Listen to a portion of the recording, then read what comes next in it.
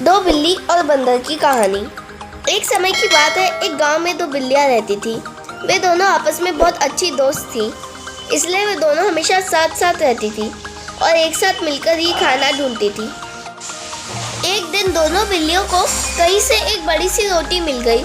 इस बात से दोनों बिल्लियां बहुत खुश हुई और अब वे दोनों एक पेड़ की छांव में जाकर रोटी का बंटवारा करने लगी। उन्होंने रोटी को तोड़कर आधा आधा कर लिया और आपस में बांट लिया।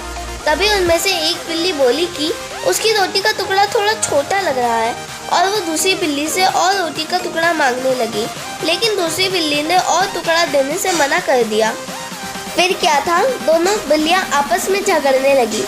उस पेड़ पर बैठा हुआ एक बंदर बहुत देर से दोनों बिल्लियों को झगड़ते हुए देखकर नीचे आता है और कहता है कि तुम दोनों एक छोटी सी बात पर इतना झगड़ा क्यों कर रही हो?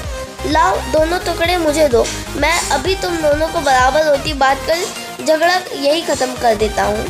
दोनों बिल्लियों ने बंदर की बात मान ली और रोटी के दोनों टुकड़े बंदर को दे दिए। अब बंदर के पास रोटी के दोनों टुकड़े थे, जिन्हें वो बहुत ध्यान से देखने का नाटक करता है।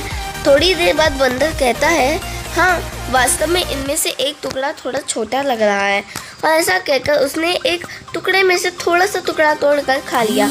बंदर ने फिर उसी तरह दोनों टुकड़ों को देखा और फिर कहा, अब भी दोनों तरफ बराबर नहीं है, और फिर से वो दूसरे टुकड़े में एक टुकड़ा तोड़कर खा लेता है। इधर दोनों बिल्लियां आस लगाए बैठी थी कि शायद अब की बार दोनों टुकड़े बराबर हो जाएंगे, लेकिन बंदर हर बार यह कहकर थोड़ा सा टुकड़ा खा जाता है कि अब भी दोनों टुकड़े बराबर नहीं हैं। काफी देर तक ऐसा ही चलता रहा और इस प्रकार बंदर लगातार रोटी खाता रहा। रोटी के दोनों टुकड़े पहले से बहुत छोटे हो गए थे।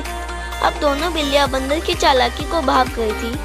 बिल्लियों ने थोड़ी चालाकी दिखाते हुए कहा कि बंदर भाई, बहुत देर हो गई है और अब आप हमें बचे हुए टुकड़े ही वापस कर दीजिए, हम दोनों उसमें से खुश हो जाएंगे। इस पर बंदर बोला, क्या बात कर रही हो यार, मैं इतनी देर से तुम दोनों के लिए इतनी मेहनत कर रहा हूँ और देखो बराबर बांटने के चक्कर में अब तो रोटी भी छोटी सी बची है और ये बचा हुआ टुकड़ा तो मेरी मेहनत के लिए मुझे मिलना ही चाहिए ना। और ऐसा कहकर बंदर उस बची हुई रोटी के टुकड़े को लेकर भी खुद खा जाता है। बेचारी दोनों बिल्लियां देखती ही रह गई, लेकिन अब वो कर भी कह सकती हैं। अब दोनों पछताने के सिवाय कुछ भी नहीं कर सकती थी।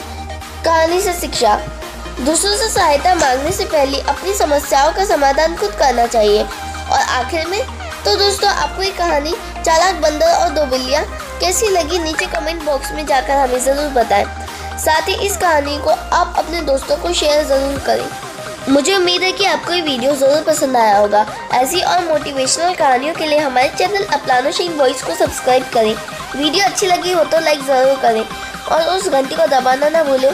और इस वीडियो को अपने दोस्तों, रिश्तेदारों और अपने माता पिता के साथ शेयर ज़रूर करें। और अगर आप ये वीडियो फेसबुक पेज पर देख रहे हैं तो हमारे पेज को फॉलो करना ना भूलें।